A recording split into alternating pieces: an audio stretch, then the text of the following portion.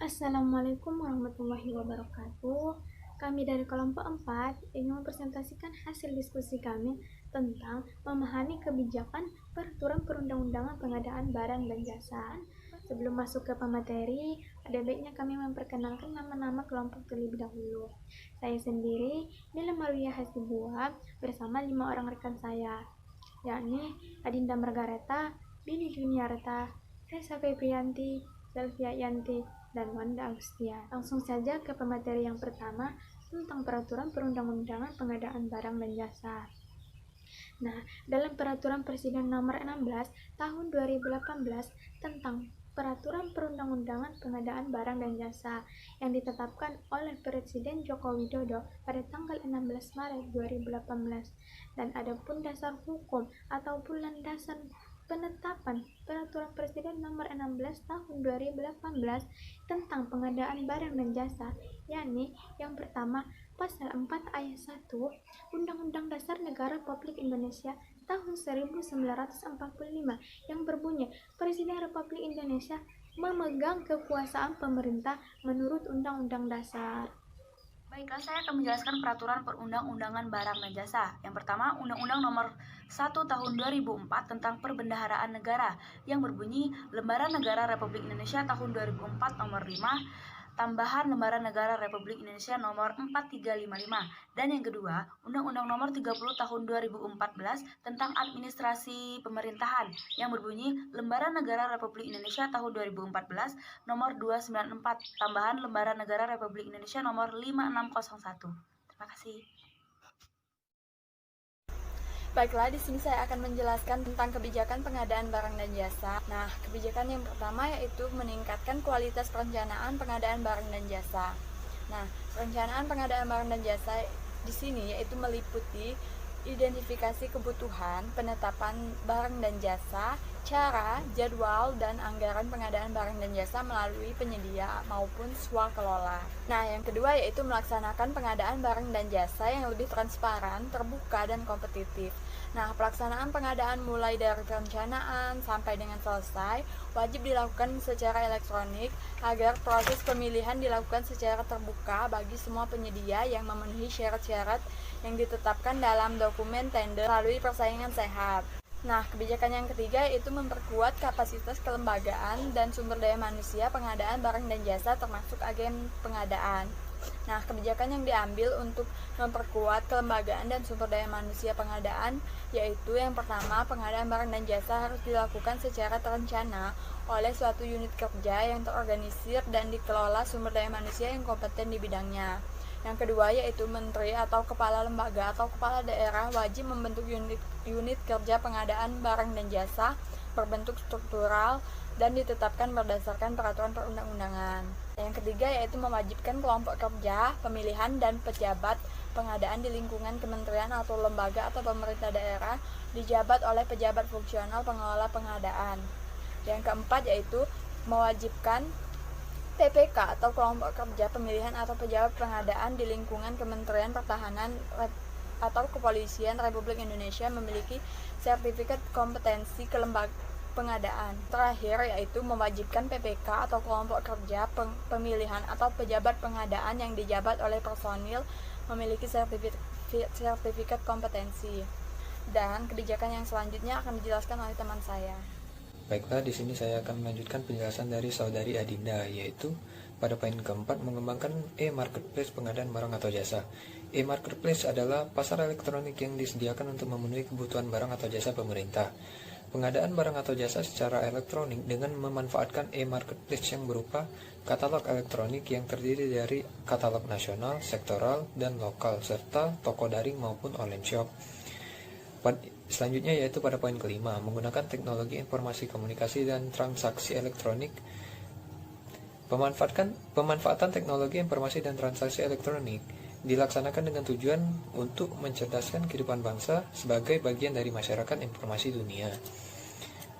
Yang kedua yaitu mengembangkan perdagangan serta perekonomian nasional dalam rangka meningkatkan kesejahteraan masyarakat. Yang selanjutnya yaitu meningkatkan efektivitas dan efisiensi pelayanan publik, serta membuka kesempatan seluas-luasnya kepada setiap orang untuk memajukan pemikiran serta kemampuan di bidang penggunaan maupun pemanfaatan teknologi informasi seoptimal mungkin. Yang selanjutnya yaitu pada poin ke-6, mendorong penggunaan barang atau jasa dalam negeri dan standar nasional Indonesia. Produk dalam negeri adalah produk barang atau jasa termasuk rancangan bangun dan perekayasaan yang diproduksi dan dikerjakan oleh perusahaan yang berinvestasi maupun berproduksi di Indonesia yang dalam proses produksi dan pengerjaannya itu dimungkinkan menggunakan bahan baku ataupun komponen impor. Standarisasi nasional adalah acuan tunggal dalam mengukur mutu ataupun jasa di dalam perdagangan sehingga dapat meningkatkan perlindungan kepada konsumen, pelaku usaha, tenaga kerja maupun masyarakat lainnya baik untuk keselamatan, keamanan, kesehatan maupun pelestarian fungsi lingkungan hidup. Terima kasih. Saya akan melanjutkan menjelaskan tentang kebijakan pengadaan barang atau jasa. Yang ketujuh, memberikan kesempatan kepada usaha mikro, kecil, dan menengah. Pemerintah telah berupaya memberikan kesempatan kepada UMKM untuk berpartisipasi dalam belanja APBN atau APBD dengan cara memperluas akses informasi pemasaran dengan mendorong produk usaha kecil masuk ke dalam katalog elektronik pemerintah. Yang kedua, menyediakan sebanyak-banyaknya paket untuk usaha kecil, terutama untuk paket dengan 2,5 miliar. Yang ketiga, usaha non kecil melaksanakan pekerjaan dapat melakukan kerjasama dengan usaha kecil dalam bentuk kemitraan. Yang terakhir yaitu meningkatkan kemampuan inovasi produk barang atau jasa usaha kecil agar standar mutu dengan memberikan bantuan sertifikasi produk SNI dengan gratis. Yang kedelapan yaitu mendorong pelaksanaan penelitian dan industri kreatif penelitian. Pemerintah telah mengalokasikan anggaran untuk mendukung kegiatan penelitian, pengembangan, dan penerapan iptek. Jumlah anggaran tersebut harus bisa dimanfaatkan secara optimal agar mencapai sasaran yang diinginkan. Industri kreatif menjadi salah satu bidang yang dikembangkan oleh pemerintah. Untuk menumbuhkan industri kreatif, pemerintah membuat kebijakan-kebijakan. Yang pertama yaitu mengintegrasi aset dan potensi industri kreatif. Yang kedua, mendorong inovasi dalam industri kreatif. Yang ketiga, meningkatkan kesadaran masyarakat dan memberi apresiasi atas industri kreatif. Dan yang terakhir, membentuk badan ekonomi kreatif. Sekian, terima kasih. Ini saya akan menjelaskan kebijakan yang nomor 9, yaitu melaksanakan pengadaan barang dan jasa. Kebijakan pengadaan berkelanjutan antara lain: 1. Mengeluarkan Perpres 59 tahun 2017 tentang pelaksanaan pencapaian tujuan pembangunan berkelanjutan.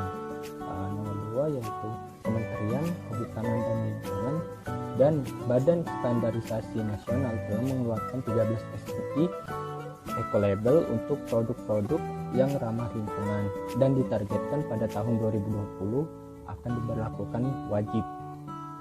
Nomor 3 adalah penerapan konservasi energi dengan pemberlakuan label tingkat hemat energi pada peralatan listrik rumah tangga, antara lain seperti AC, lemari, lemari pendingin, mesin cuci, dan lain-lain, sesuai dengan amanah Undang-Undang Nomor 30 Tahun 2007 tentang energi dan PP 70 /2009 yang mulai berlaku 2018.